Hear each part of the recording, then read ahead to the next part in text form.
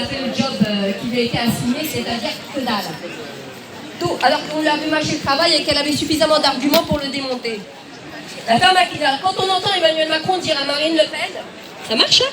Oui. Quand on entend voilà, lui dire vous n'êtes pas, indépendante puisque vous avez obtenu un financement des banques russes, elle fait bien de rappeler quand même, c'est parce qu'elle n'a obtenu aucun prêt des banques françaises, ce qui est quand même assez scandaleux, au motif que ce serait un parti d'extrême droite. Rien que ça motiverait qu'on aille tous voter contre Macron, contre le système, parce qu'il n'est pas normal que dans un pays, des gens, j'ai vu qu'il y avait une Miss qui avait été virée d'une émission parce qu'elle a pris position pour Marine Le Pen, mais à la limite, j'ai envie de vous dire qu'une personne prenne position pour Mélenchon, Marine Le Pen ou même Macron et qu'il soit viré, ça n'arrivera jamais bien sûr pour les autres, et qu'il soit renvoyé d'une émission de télé ou qu'il n'obtienne pas un prêt à la banque, mais c'est déjà très grave, on n'est pas en démocratie.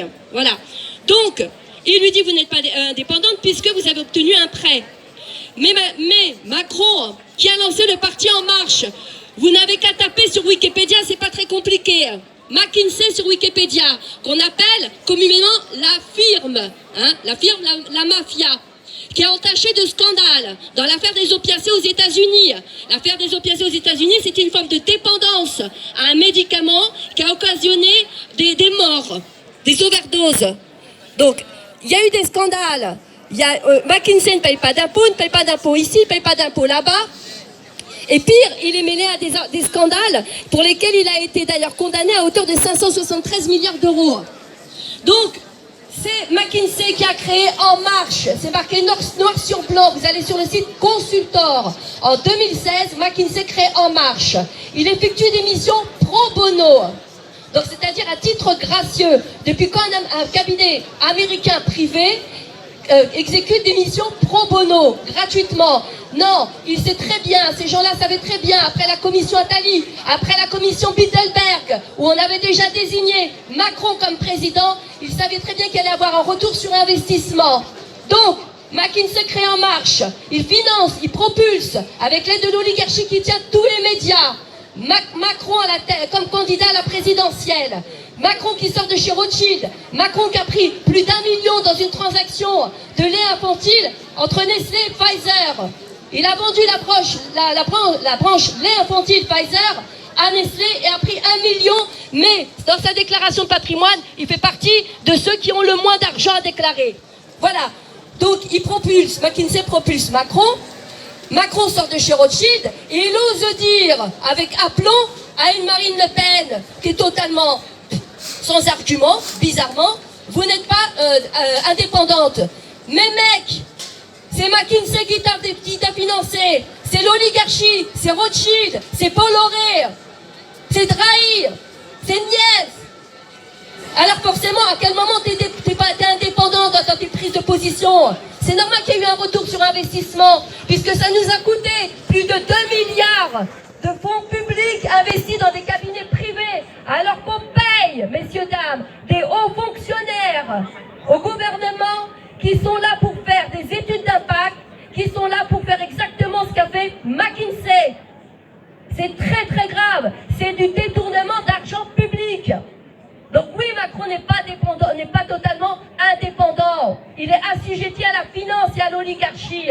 C'était la première chose qu'aurait dû répondre Marine Le Pen face à Macron. Elle ne l'a pas fait. Il lui reproche ensuite son positionnement face à Poutine. Mais ça ne gêne pas de faire appel à McKinsey, et ça vous le retrouverez sur Wikipédia. Donc McKinsey soutient au régime russe en janvier 2021, c'est pas très loin. McKinsey interdit à ses collaborateurs basés en Russie de participer aux manifestations pro-Navalny. Le Navalny qui appelle à voter Macron aujourd'hui. Un militant hostile à Vladimir Poutine et de poster des messages politiques sur les réseaux sociaux. Donc Macron qui reproche à Marine Le Pen d'être proche de Poutine, ça ne dérange pas de faire appel à un cabinet privé McKinsey qui lui justement est très proche de Poutine. Alors pourquoi Madame Le Pen n'a pas été capable d'argumenter en ce sens? C'est quand même incroyable que nous, citoyens lambda, nous ayons trouvé l'adresse de McKinsey qu'au 90 avenue des Champs-Élysées et soyons amenés à faire une action avec des informations qu'on a trouvées sur le net et que même pas des journalistes sont capables de réaliser, même pas des politiques sont capables de faire. C'est comme les sénateurs, quand ils convoquent le directeur de McKinsey, qui ment sur serment, qui ment sous serment face aux sénateurs, en disant avec aplomb que McKinsey paye des impôts en France. Ce qui est faux, puisque McKinsey n'a pas payé et doit 60 milliards d'impôts. 60 millions ou 60 milliards? C'est pas grave, on va dire des milliards, eux aussi ils trichent sur les chiffres. Voilà, on n'est plus à une fake news, vu que Macron n'a fait que des fake news depuis son quinquennat. Ouais. Donc, à aucun moment, Marine Le Pen ne lui dit tout ça. Donc, comment se fait-il que la sénateur, c'est quand même incroyable, Bercy qui contrôle vos comptes, hein, Tracfin qui contrôle tous les mouvements de compte, c'est-à-dire que 1 000 euros passent d'un compte à un autre, t'as Tracfin qui tombe dessus. Et tu vas me dire que Bercy, Macron, les sénateurs, qu'ils soient républicains ou socialistes, à aucun moment ne savaient que McKinsey ne payait pas d'impôts. Ils se foutent de notre gueule. Donc la socialiste qui croit sur parole, Karim Tajdine, comment il s'appelait ce monsieur? Bon, un des directeurs, Tajdine, non? Voilà, un des directeurs de McKinsey qui dit « Ah si, on a payé des impôts, on paye des impôts, etc. » Mais madame la sénatrice, pourquoi vous ne vous êtes pas rapproché de Bercy pour faire une vérification et à ce moment-là dire à ce directeur, à ce président, directeur ou conseiller, mais vous êtes en train de me mentir sous serment, monsieur, parce que McKinsey n'a jamais payé d'impôts. Hein? Il n'a payé que 173 € aux États-Unis. Ils se foutent de notre gueule, que ce soit la droite ou la gauche. Et aujourd'hui, qui est au gouvernement de la République En Marche? C'est bien Bruno Le Maire qui disait de Macron que c'était une coquille vide. C'est bien Darmanin qui a passé son temps à fustiger Macron et sa politique. Et ces deux-là viennent de quel parti? Les Républicains. Donc à quel moment vous avez un sursaut intellectuel? À quel moment vous avez un sursaut, je sais pas moi, un éveil? Ces gens-là passent leur temps à décrédibiliser leurs opposants politiques pour nous faire croire qu'il y a un débat démocratique.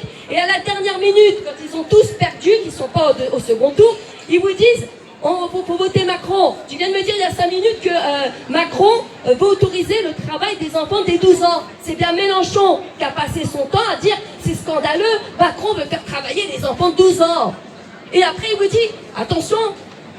Il faut faire barrage à Marine Le Pen. Sous-entendu, il faut voter Macron, avec qui il a discuté en catimini, à échange de SMS, après lui avoir fait des courbettes quand il était venu chez lui à Marseille en 2018. Hein? Donc, il vous dit, d'un côté, c'est scandaleux, il veut faire travailler les enfants, mais aujourd'hui, ça ne dérange plus Mélenchon que Macron rende service au MEDEF pour faire travailler des enfants de 12 ans. Ça ne dérange plus Valérie Pécresse qui vous disait que le quinquennat de Macron, c'était comment dire, l'effondrement industriel, économique et social de la France. Et aujourd'hui, elle vous dit, il faut voter Macron. Mais rien que ça, c'est une infamie, les gens. Rien que ça motiverait qu'on détruise tous ces partis politiques et qu'on redevienne souverain. C'est un scandale, enfin. Alors moi, c'est pour ça, je le dis sans embâche. Je le dis, mais alors sans scrupule. Je le dis, mais alors sans fausse honte. Je voterai Marine Le Pen pour faire barrage à Macron. Je voterai Marine Le Pen parce qu'il n'y a rien de plus sacré que la vie humaine. Je voterai Marine Le Pen parce que ça emmerde ces francs-maçons. Et je voterai Marine Le Pen parce que ça emmerde le CRIF. Le CRIF, il n'a pas invité Marine Le Pen. Les francs-maçons, le Grand Orient de France n'a pas invité Marine Le Pen. Posez-vous la question. Tout ce qui dérange ces instances qui sont corrompues, viciées, tout ce qui les dérange, eh ben moi, personnellement, ça me donne envie d'y aller là-bas. C'est pas un vote d'adhésion, pour les raisons que j'ai évoquées tout à l'heure, parce que malheureusement, Marine Le Pen, pour plaire à une partie de son électorat, elle a fait un peu de la merde, on va dire, mais la loi est là. En 2010, vous recherchez pareil sur internet, il y a eu un article en 2010 quand elle avait déjà évoqué cette histoire de voile. Elle parlait du voile et de la kippa. Le Conseil constitutionnel et la Cour européenne des droits de l'homme s'étaient penchés sur le sujet et avaient dit que de toute façon une loi pareille ne verrait jamais le jour. Voilà, donc il n'y a pas d'inquiétude à avoir là-dessus. Nous, la stratégie, elle est très simple. Moi, je suis désolée. Il y a des soignants qui sont suspendus, qui aujourd'hui font la manche dans la rue. On a des médecins, des professeurs émérites, des pharmaciens qui ont fait des années d'études et qui n'ont même pas le RSA et on va les laisser encore 5 ans, voire 7 ans comme ça dans la précarité. Non, moi je m'y refuse. Je m'y refuse. Pour la vie, pour les enfants, pour nos aînés, pour les soignants, pour qu'ils soient réintégrés. Parce qu'elle propose de réintégrer les soignants avec indemnisation. Et parce qu'elle propose ce que personne n'a eu le courage dans ce pays, que ce soit la droite ou la gauche, de faire. Elle propose la reconnaissance de l'État palestinien. Et ça, mes amis, c'est un pas en avant. Parce qu'il faut passer par la reconnaissance de l'État palestinien tant que vous n'avez pas compris que tout ce qui se passe là-bas, en Palestine occupée, a des répercussions sur le monde entier. Et bien, c'est vous n'avez pas compris qui était l'ennemi. Voilà, merci pour votre écoute. Merci Paty. Moi, je veux juste revenir sur un sujet. On parle de toujours McKinsey avec Macron. Mais je pense que vous avez oublié une précision. McKinsey est sur notre sol depuis 2007. Donc quand on me dit que les 3 dernières années, là, ça nous a coûté 2 milliards, ils sont sur notre sol depuis 2007. Ils étaient avec Sarkozy et ils étaient dans le rapport Attali, d'accord? D'où Microbe Premier, donc Macron, d'accord? Macron faisait partie de ça aussi, de ce rapport 2007. Donc vous imaginez tous les milliards en réalité qui nous ont coûté. Et pour que les gens comprennent bien ce que c'est la Macronie, il y a encore un qui vient de tomber. Alors pour ceux qui ne me connaissent pas, je m'appelle Nadia. Et moi, mon combat avant tout, c'est la pédocriminalité. Je me bats contre la pédocriminalité. Je me bats pour dénoncer tous ces réseaux. D'accord? Depuis le début, je vous le dis, cette pandémie, cette crise et maintenant cette guerre, et en réalité pour couvrir tous les réseaux qui sont en train de tomber dans tous les pays. Dans tous les pays, vous avez des réseaux qui tombent, sauf en France. En France, nous n'avons pas de pédocriminalité. Nous n'avons que des gens qui pratiquent de l'inceste. Nous n'avons que des pédophiles, là, comme ils appellent. Le pédophile, hein, c'est un vieux, par exemple, c'est la Brigitte Macron, 40 balais, qui se tape son élève 14 ans. Hein. C'est ça la pédophile. Moi, je vous parle de la pédocriminalité. Je vous parle pas d'amour, je vous parle de violence, de torture, d'accord? Eh bien, écoutez, après X personnes en France qui tombent, mais que bien sûr, ils sont classés sans suite leur procès. Le dernier, c'était le juge pour enfants, le juge Bellet de Lyon. Il mettait sa fille de 12 ans sur les réseaux pour qu'elle se fasse violer. Au tribunal, ils ont dit que c'était un fantasme.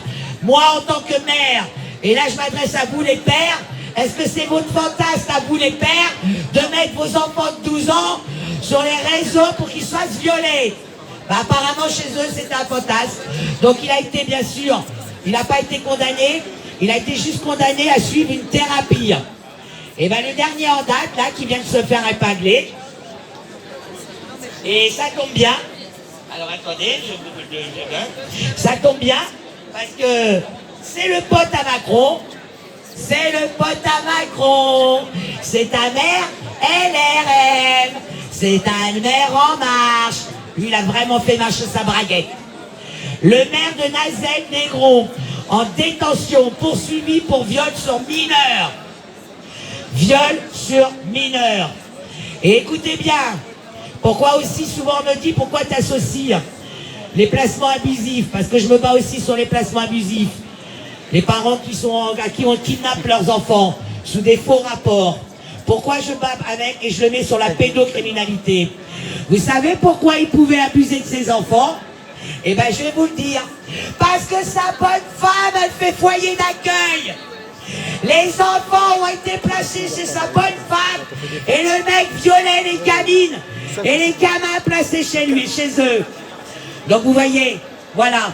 Et ce mec-là, il y aura encore du sursis pour lui, ne vous inquiétez pas, vu que c'est ta mère. Hein. C'est pas le premier maire, ça sera pas le dernier. Ils sont tous en train de tomber, mais on va encore justifier. Et on les justifie toujours. Pourquoi?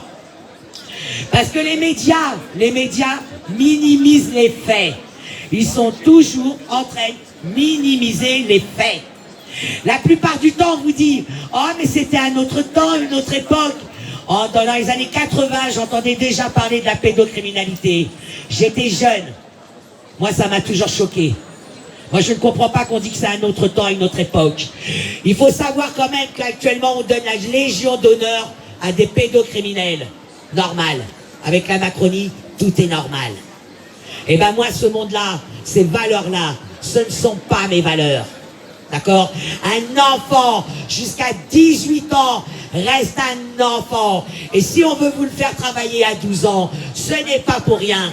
Demain, on va faire travailler les gamins de 12 ans. Et ben le gamin de 12 ans qui tombera d'entre leurs pattes de ces pédocriminels, il sera justifié que c'est normal, puisqu'après tout, il peut travailler, donc il peut se prendre une queue. Il peut se faire défoncer par un adulte, un pervers. Et tout ça protégé par la Macronie. Je vous le redis encore. Prof.